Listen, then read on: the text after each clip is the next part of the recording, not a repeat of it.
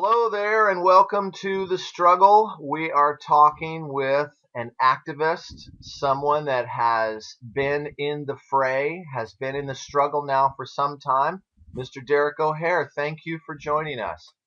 Pleased to meet you. Pleased to talk to you. You know, Derek, you have caused a bit of some controversy in the last several months or so, and we're going to get to all that. Obviously, you're here, I'm here because we're former Jehovah's Witnesses, we are cult survivors, and we're doing what we can do to try to raise awareness, try to inoculate the public, maybe wake up some asleep Jehovah's Witnesses, rattle some elders' cages even, to try to see if that will shake them up. And you know what? I've had people message me. I had a fellow message me the other day and say, I used to make comments defending the witnesses on your channel, JWStruggle, and now I've seen the light, and the more I argued against it, the harder it got for me. So there are ones like that too.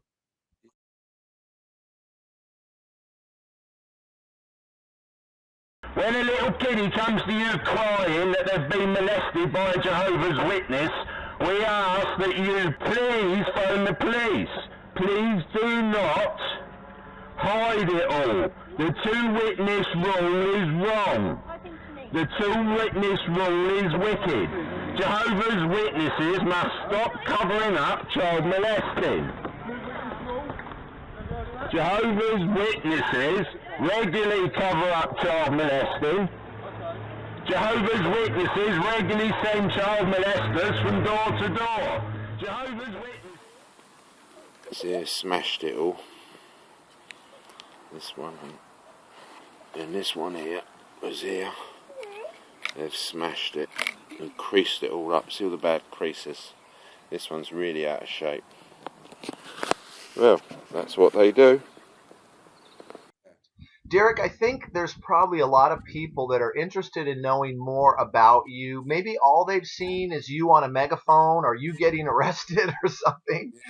And Probably. there's a lot more to you than that. You are a family man. You are a nice guy. You have a backstory. And maybe you could share with us, you made it pretty far with the witnesses, right? You were a ministerial servant, you were a pioneer, and then kind of what happened from there? Well, I stumbled into the Trough about 1979, maybe 1980. I was going through a bad patch in my life. I was at the time I was in a bed sit. I was separated from my then partner and child, and Jehovah's Witnesses called on me, and I spoke to them. Got up, was love bombed, and I was in a dark place. It was a better place. I listened to them, got back with my partner, got married, got married because it was the right thing to do, although she weren't baptized. And then that marriage finished. 5 years later, I made a ministerial servant. I was made a ministerial servant, remarried, had another 2 children, started hearing whispers of things going wrong, pedophiles coming into the congregation, being allowed on congregation bus, like journeys to conventions without people knowing. And it was all very disturbing. And then gradually more and more came out about pedophiles, to an extent that I started kicking up about it, and the fella was related to the presiding overseer, so he was getting away with it. He'd molested one girl, he'd molested a second girl. I told this fella how I felt about it. He was always Humpty Dumpty with me. There was always this thing, because I knew what he was done. I knew he was getting away with it. And it all came to an end one day in the Kingdom Hall when I answered up at a watchtower, and he jumped up and grabbed the mics and tried to and attack me, you know, in front of all these people. Oh, right. So during a meeting, he tried to pick a fight with you. During the Watchtower study, and all the elders went to his defence, saying that it wasn't his fault. It was my comment. He hadn't done it. They were prepared to go to court with him to say that he had done nothing wrong and it was all my fault. When I reported it to the police, then they quickly wanted to disfellowship me. By that time, I'm recording it. I'm recording it. I've got myself a pen, got some of it on, you know, film. I went right through the appeal process, knowing that I'd recording it. He went to court and he had to admit that he attacked me, although all the elders were going to go stand up with him and say it didn't happen. And he got a £400 fine, had to keep the peace for a year. Interestingly, whilst he was on that keep the peace for a year, Leon went into the Dover congregation, and the fella who attacked me was the same fella who ran across to get Leon, the very same fella who had to be restrained. So, you know, there's a little bit of, you know, and then after that I was disfellowshipped, so I was out, didn't know where I was. I tell you how I felt. I felt as if I had been hypnotized for 30 years and I'd come out of this, you know, trance, and now I'm back in my mind. I'm back in 83, 84. You know, I'm a young man, and I'm, you know, and I'm angry and I'm annoyed that, you know, all my friends are being taken advantage of. I've been taken advantage of, finding out that there was a money-making organisation, finding out that there's all kinds of child molesting being covered up, you know, and for a while I just went through some kind of, well, I don't know what I went through, but, you know, and then I eventually, one day, I said, right, that's it, and I got up, I went down to the local congregation and I started protesting. I was watching Mark and Cora, I was watching yourself, I was picking up some bits from John Cedars' channel, I was JW Fairy Tale, Mike and Kim, of course, and as I'm watching this, I'm wanting to go out and to expose them for their, you know, for their wickedness. Right on. I want to talk to you about this because now we're kind of going into that next phase of what you've been doing. But if we could back up just a little bit, because you just brought up some really interesting things, but I want to ask how you met Leon. It's very interesting to me that you both had that in common with this nutty pedophile JW guy. How you met Leon, and also what did they disfellowship you for, and how did that happen? Just those two things. Yeah. Right. Why they disfellowship me, I didn't know exactly why. It was for slander. I had said that the presiding overseer had covered up child molesting, and that the old body of elders had gone along with it. Now, I recorded all these meetings.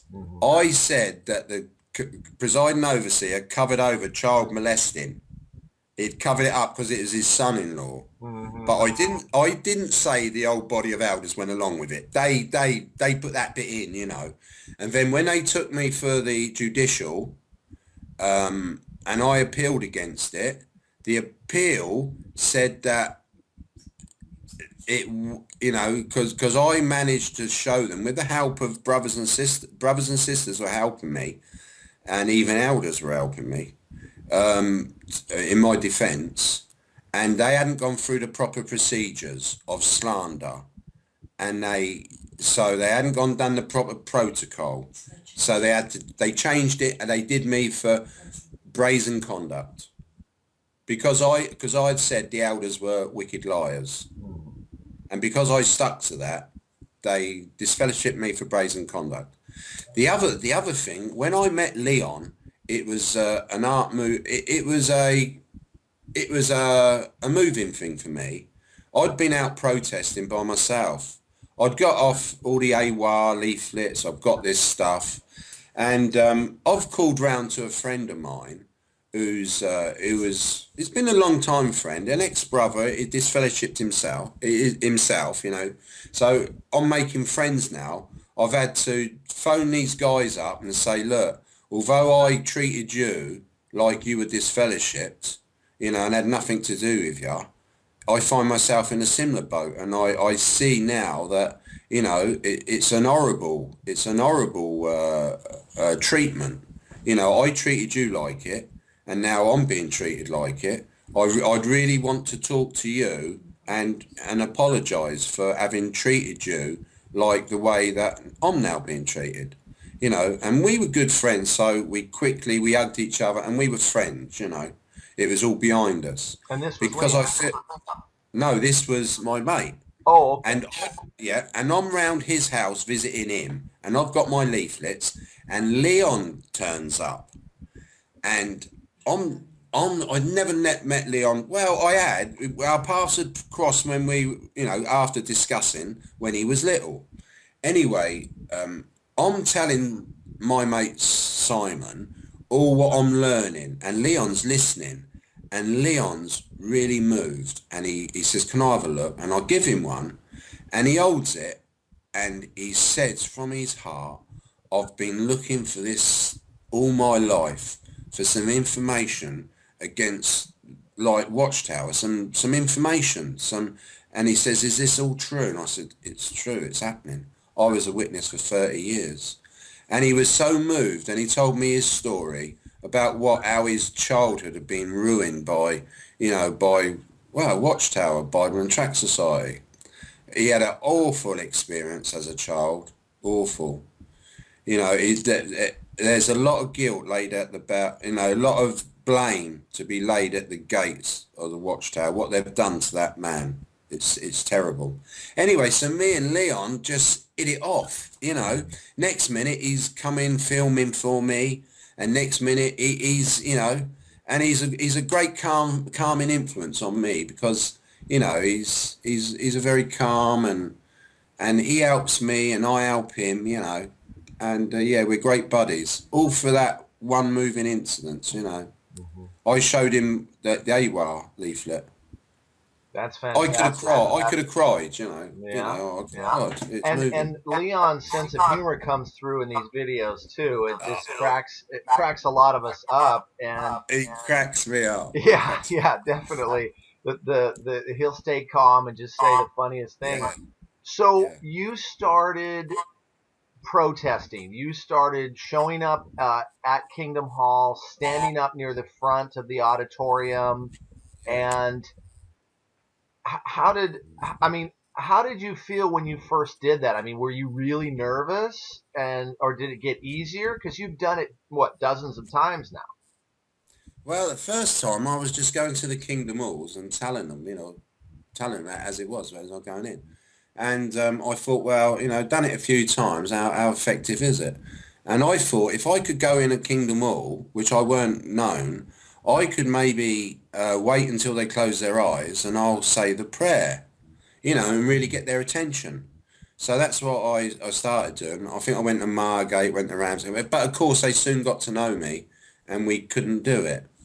But when I went to the Assembly Hall, me and Leon got together, and, you know, we knew there was about between 600 and 800 people meeting at the Surrey Assembly Hall.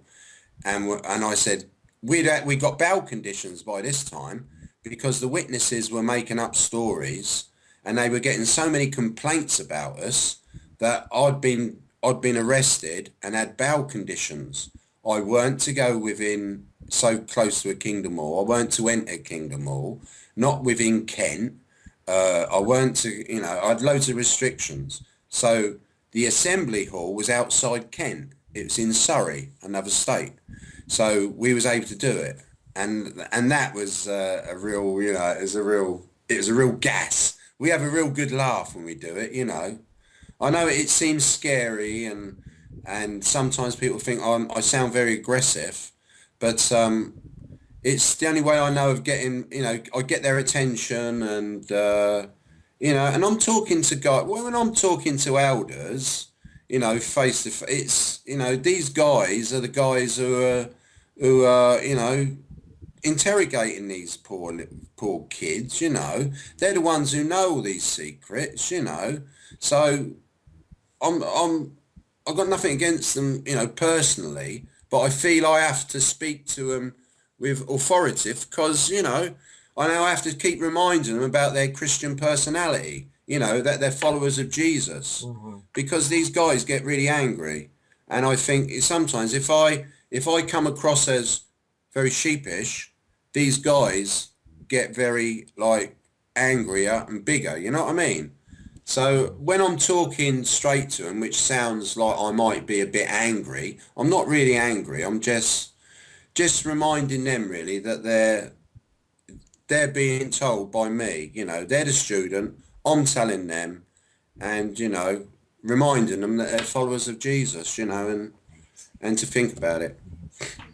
Let me ask you this, Derek, because some, you've generated a lot of controversy, and some have, even within the ex-Jehovah's Witness community, have said, well, you're doing more harm than good. You're not helping our cause. Do you feel like your way of activism is the only way, or we should all do what you're doing, or what? I certainly don't feel my way is the only way. I've benefited greatly from guys like, who do all their research. When I think of Preaching Apostate and Jerry Jones and that, they do a lot of research, then guys, and they're busy doing theirs, and I'm able to pick up little bits from them, and I'm able to go out. My activism's different. Well, it's people, say I frighten people, but these. I had someone say to me the other day when I was on a protest that you're frightening the children, and I had to point out to them that these little children are told every day that all their friends at school, all their lovely teachers who they so admire and love, they're going to be murdered by Jehovah at Armageddon next week. It could come next week, could come That's what these little children are told. So, them saying I'm scaring these children, my goodness, these people are subtly scaring their children. They live in fear, don't they? They're told everybody's going to be murdered by Jehovah at Armageddon. Everybody who's not a Jehovah's Witness, So, yes, I might appear to be scary. I'm not against it. I think we're all different tools in a box, Some are good at one thing, some are good at another. The only thing I'm any good at is going face to face and telling these guys, what I think of them. Well, and I've got to say this: the first couple times that I saw you go into the front of a Kingdom Hall and do that, and now with some more of your recent ones, even just standing outside and engaging these folks, it made my heart pound, and I got nervous because I think, I could probably do that if I really got my nerve up, but I don't want that kind of stress right now. I'd rather just do what I'm doing right now, because let's let Derek and Leon do this, because they've got the the big balls to do it, because I just don't right now. So I'm fascinated by what you're doing, and there's I think a question that a lot of us want to know is, now you got arrested. You went to prison for a few months, was it? What in the world happened? How did that come about? Prison. Well, I'd been to, me and Leon had been protesting. We were under bail conditions. I was under bail conditions. We flew out to Thailand, me and my wife, and had a holiday. I protested at a Kingdom Hall in Thailand. And then when I came home, Leon was busy, and I got in my van and I went round 5 Kingdom Halls on one Sunday. And they all phoned up, they all complained, put in complaints of harassment, and I said that all Jehovah's Witnesses were pedophiles and that I said this and I said that. Anyway, the police were getting all this stuff all together on the Monday. On the Tuesday night, me and Leon went out again. We went out to Broadstairs and Margate and did a big protest there. That was when Leon was like pushed and tackled at the gate. I remember that. It was that night. We went home and we was getting the film ready for like downloading. 1 o'clock in the morning, the police are at my door, kicking and banging my door. They went away. 5 o'clock in the morning, they're back. They arrested me. I went off. This was all for what had not happened the night before, but what had happened on the previous Sunday. So, 3 or 4 days earlier. I was taken to a police station. After a couple of 18 hours, they put me in front of a magistrate's, like a court. They said that I'd broken my bail conditions too many times and I was going straight to prison. I went to Elmley Prison, which is a Category B prison, in with murderers and that. And I was in there for 10 weeks. But I did some witnessing in there and, I met some nice fellas. Hey, it was good training for standing up against these elders, I'll tell you. When you got to stand up against some of these hardened criminals. Whilst I was in there, I'd never written before. I writ my wife 2 letters, I'm 58, so having reached the age of 58, I was in the Merchant Navy, so I used to write to my mum maybe a couple of lines, every 6 weeks or something. But I writ Sharon 2 letters, and I found I couldn't write enough. There wasn't enough paper for me to write on.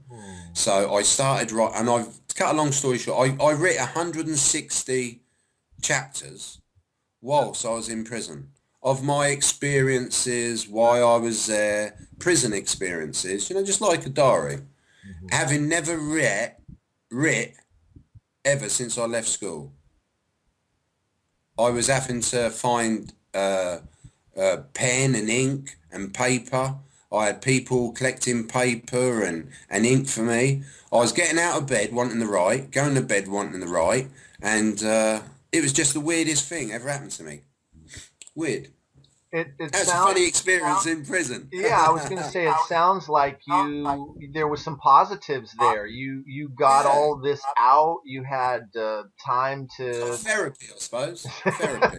Okay, so let me ask the next thing that I'm wondering is you're incarcerated for a couple of months. It sounds like they kind of delayed it and drug it out.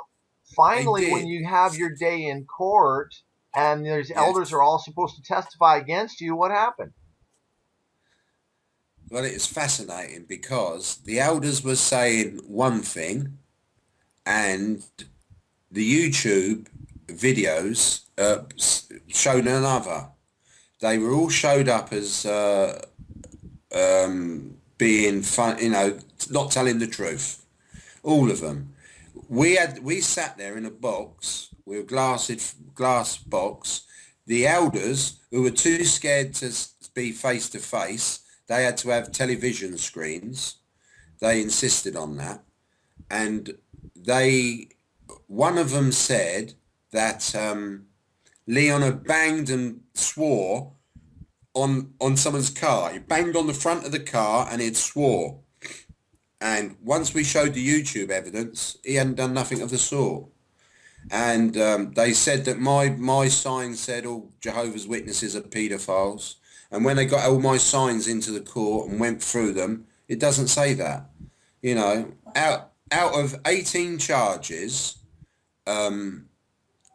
16 were thrown out of court, just my personal ones. No case to answer. There was policemen, there must have been close to 18 policemen who were brought in as witnesses against me for the case against me. We accepted all the police evidence and they were sent home. And after all of it, it was all thrown out. I was convicted of 2 It was where I went to a stand, picked up some magazines. A big brother ran over to me and told me to take my filthy hands off him. And I stood up to him, told him if he fancied his chances, come on. And that calmed him down, and he went back to being sheepish, you know. But I got done for that. They considered that to be threatening. My excuse was I was simply taking the wind out of his sails because he charged towards me and I had to stand up to him. But they considered that as being threatening. So, and another guy, I was carrying the signs, and he had relatives who were Jehovah's Witnesses, his mum and the dad, and he found the signs very offensive. He was plaguing me, and I told him, look, I'm here to demonstrate. I'll talk to you all you want around the corner, and I'll answer all your questions. And they considered that to be a threat. So, and he said it was a threat. He felt threatened, you know. I said, go round the corner and ask me a question. So I got done for them. And the elders were all thrown out, and they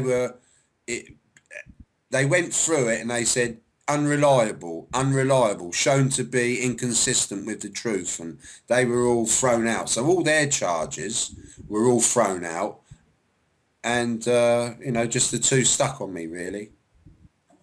So the courtroom, they couldn't agree on the testimony. They threw out, sounds like 95% of it, and ultimately you just you got released for time served. You got a fine. You're on probation or something.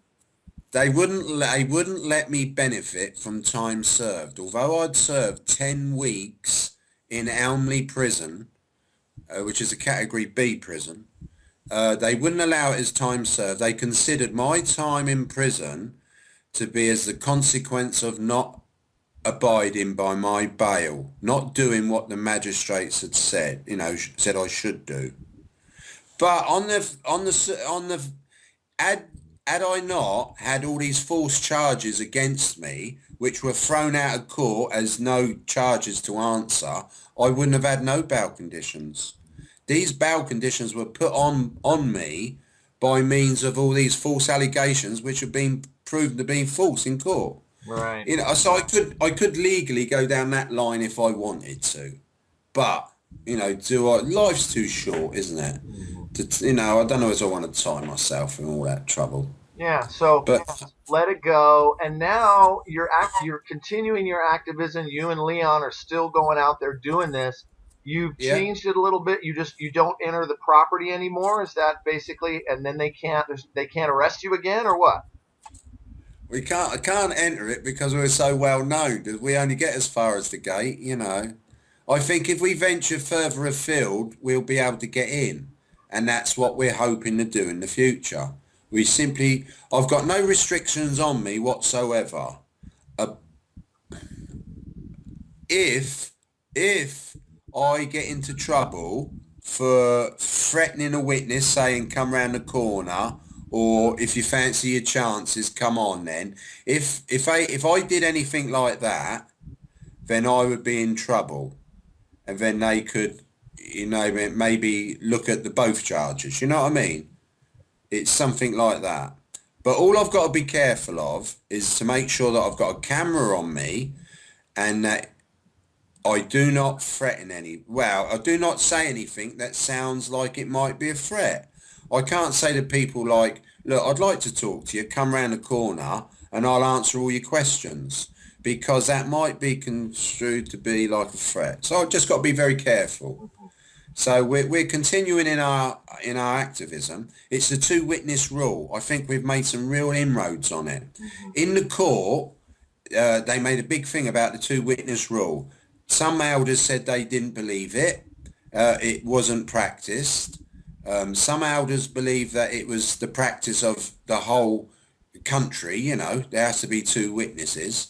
And so they were shown up to be really, really, you know, out of sync with everybody else. Well, and ultimately, Derek, you know this, I know this, a lot of us that watch your channel, my channel, Mike and Kim's and Cedar's and all these great channels, we know that the elders are ignorant of a lot of things. They only know one side of the argument.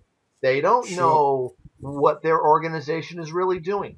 They don't know No. what the leaders are really doing. They don't know Yeah. where the money goes. They don't know about these money scams. They don't know about the cover-ups with the pedophilia and the payouts. Most of them know none of that. So here No. they are. They're trying to defend their organization, which is their golden calf, the best they can. And so they spout off these kinds of statements without really knowing the facts at all. Yeah. It's ironic, but it's also sad because there's a lot of good men out there. There are many of these elders that are sincere and they're nice guys, and they just don't know. No, and I feel for them. They're all victims. But I have to try to remember that when I'm speaking, firmly to these guys, that they are the guys who are, keeping secrets from the congregation. They may have sat on judicial committees. They may have been a good guy and kept quiet and didn't like it, as I'm sure I know that happened with you. You didn't like it, did you? When you had to do these student gifts, and there's some real good elders out there who go through it, and I feel sorry for them, but I feel they've got to be spoken to firmly because, my goodness, they've got to stop it. They've got to stop it. They've got to start protecting these children because if one more, if it happens to one more, it's one too many. Yeah. I really appreciate what you're saying, Derek, because I can just think about my experience. Look, I was an elder for 10 years, and during those 10 years, there was many times where I didn't like what we were doing. At least 2 or 3 times, I was the only elder that said, I don't think we should do this.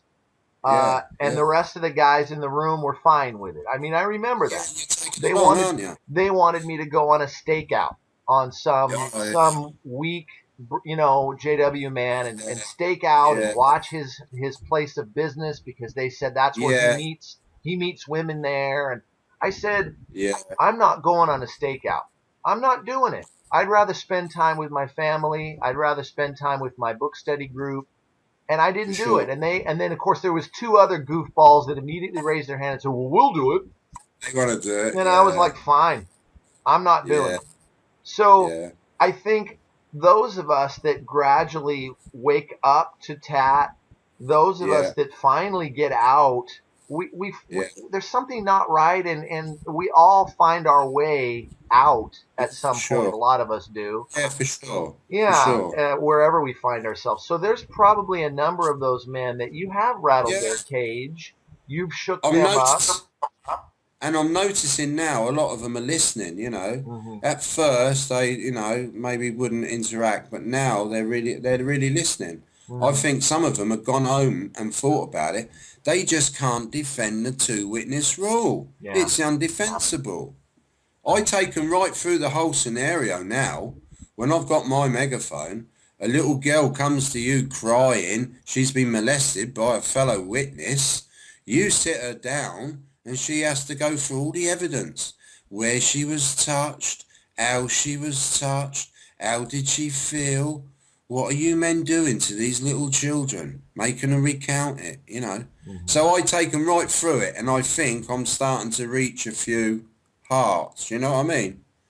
Interestingly, my solicitor in our case, he said it was the most interesting case he'd ever had, and he was watching all my YouTube channels, and him and his wife.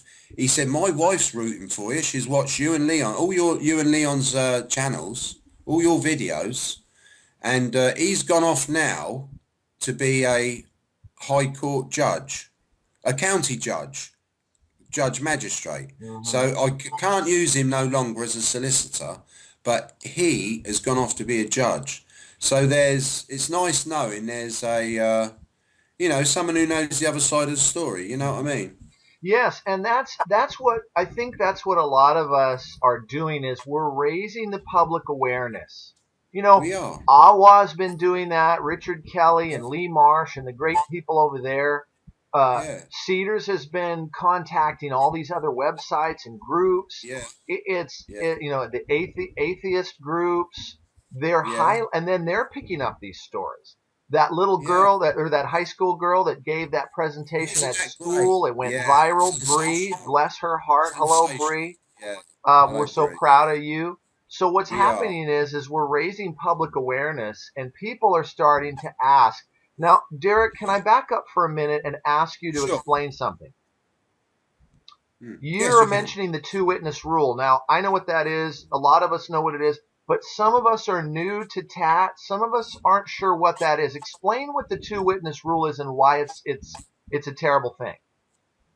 Well, if a young child is molested by a fellow witness, unless she can provide two eyewitnesses to the actual assault, to the molesting, then they've got to consider the matter to, closed. That they have to consider the man who's accused of this molesting as an innocent person, and they're not to say anything about it.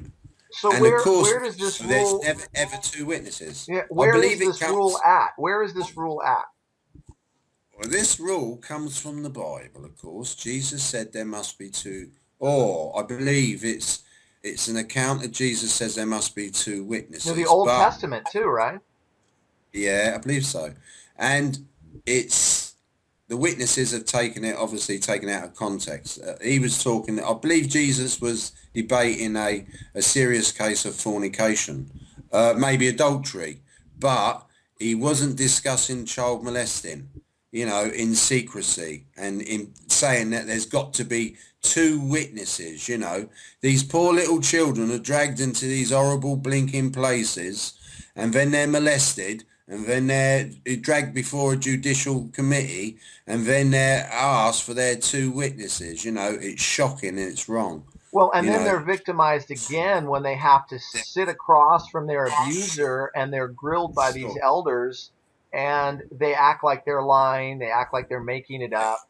And I will say that I believe the secret elders handbook does mention this two witness rule, right? That we can't do anything if there's not two witnesses. And also it tells them don't call the police first. It tells them to call Watchtower Legal Society first, or legal department first. And I think that's part of what you're protesting about, that this is wrong. This is so wrong. I know an elder, he's a friend of mine.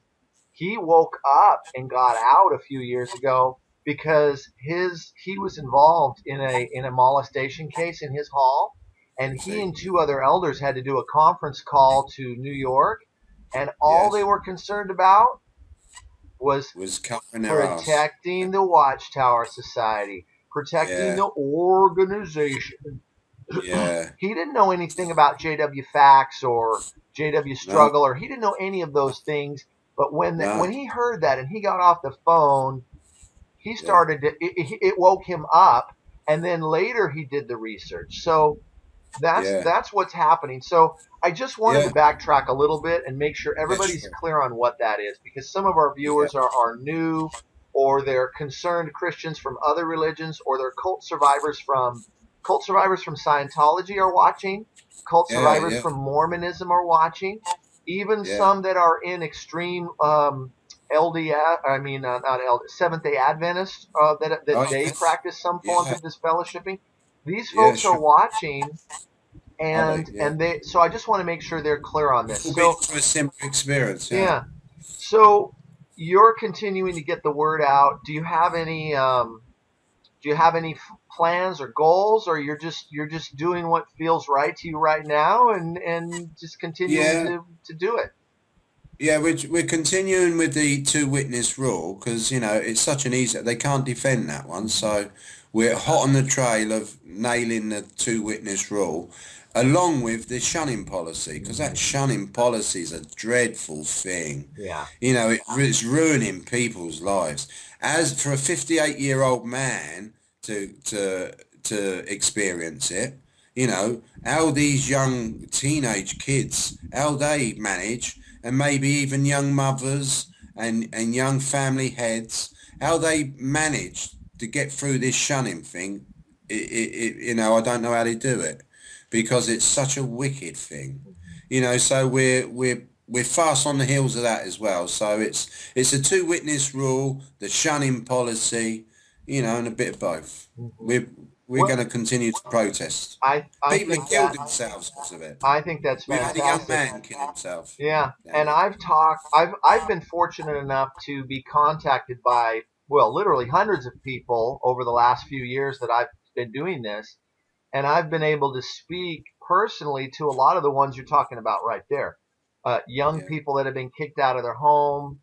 I talked to a young fella named Marcus, and you know, because he came out and told the truth that he was gay and that he was interested in men, that's it. Cut off at the knees and ostracized. And some of these folks are thrown out on the street, and it's a crime. It is a crime of large proportion, and some of them can't make it. They kill themselves. A few years ago, Eric Reeder and other beautiful people that couldn't handle it. So I appreciate you mentioning that as a secondary thing that you can hopefully use to wake up some of these asleep Jehovah's Witnesses. Yeah, well, you know, they kept bringing these things up in court, you know, about the shunning policy, how bad it was, you know. Because we'd been going to the Kingdom Halls and we were asking, could we please speak to some elders about this? We want to discuss the two witness rule. And they were like hassling us out. And the judge centered a lot on it. Well, why didn't you reason with them? They were asking you questions. Wouldn't it be Christian to try to reason with them? They're simply wanting their questions answered. So they were shown to be really unreasonable, you know. They were just kicking us out, you know, your invitation has been revoked and all this stuff, you know. Well, and I have seen it firsthand. You know, I went through some court proceedings a couple of years ago, and witnesses, when they sit on that courtroom stand, they don't testify; they testify. They testify. They use theocratic warfare strategy. Some of them don't even know what that phrase means, but they know what it is. We can't give a bad witness to the Trough. We can't give a bad witness to Jehovah, so we have to lie. We have to bend the truth a little bit, just like Rahab did when she said, I don't know where the spies are at, even though they were on her roof. So Watchtower uses these angles, and other cults do. You know, the Mormons have come out and said, we don't have any obligation to tell the truth to outsiders. We can lie to them. And they did it all the way back to Joseph Smith. They would lie all the time about their beliefs. Look, all you have to do is go to JW.org and look at their frequently asked questions pages, their facts, filled with half-truths and lies. So when they take the stand, they do the same thing. And they don't even realize, because they're so brainwashed and mind-controlled, they don't even realize that they are lying. They think that they're just protecting this sacred organization, this channel of God, and that's how they rationalize it. I find it funny that the creator of the universe and the creator of everything around us, it needs them to go into court and lie so as not bring any reproach on his name. Right. Stupid. Right. But they'll lie, as you say, they'll lie and lie and lie, you know, to keep themselves out of the paper. Derek, anyway, we're trying to do our best to put them in the paper. That's right. Derek, before I think we've covered a lot of good ground, and we're getting close to maybe wrapping up this interview. Before we go, I would like to give props to someone that has been a big supporter of yours as well, and that is your lovely wife. Oh, yeah. She's been a real support for me. And it sounds like she's been a patient woman. She's been a patient woman with her husband, who's off tilting at windmills a little bit and fighting giants while he's carrying his big long lance. And having to do without me for 10 weeks whilst I was in prison. Then I was in exile for a month at my sister's in Cambridgeshire. My wife's ever so shy. She doesn't want And you that's know. okay. She doesn't have to be. Yeah. She can be But she's a supporting wonderful you, and woman, yeah. and she's been a wonderful sport, as I'm sure you has to me. And you know, yourself and your channel has been a great help to me, as has Mike and Kim's. Oh, Evie Brooklyn. Some of her wonderful stuff, and that other outspoken lady, informant. Now she's been an inspiration. I know she's got a lot to say, and I'd just like to say that she's been an inspiration for all us guys like myself just starting, and I know she's been doing it a long time, as has a lot of others. You know, they've all. And I'd like to apologise to anybody who thinks my activism has maybe been a bit harsh and a bit, you know, I'm not out to hurt anybody, you know. I would dearly like for some to wake up and to, you know, to see it for what it is. And of course, you know, the children need to be protected, you know. It might be harsh, and it might be frightening for some of these elders and that, but at the end of the day, it's not about the elders, it's about the children. The order is rapidly fading, for the times they are a-changing.